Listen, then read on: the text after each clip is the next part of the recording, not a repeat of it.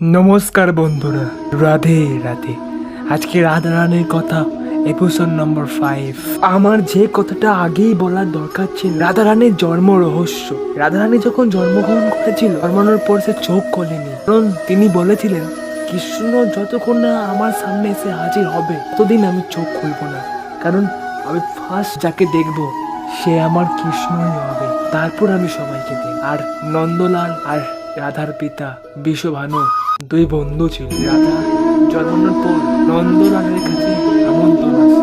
নন্দলাল আর যশোদা মিলে বিশ্বভানুর বাড়ি আসে এবং কৃষ্ণ রাধারানীর সামনে এসে হাজির হয়। আর প্রথমবারের মতো রাধারানী চোখ খুলেছিল আর দেখেছিল কৃষ্ণকে। আর একটু পর সে আমাদের রাধারানী চোখ খুলেছিল। এটাই আমাদের রাধারানী। তাই তো বলি সৃষ্টির মতো ভজন করো রাধে রাধে রাধে রাধে। একদিন গোটা পৃথিবীর মানুষ বলবে রাধে রাধে রাধে রাধে। আর প্লিজ এই ভিডিওটা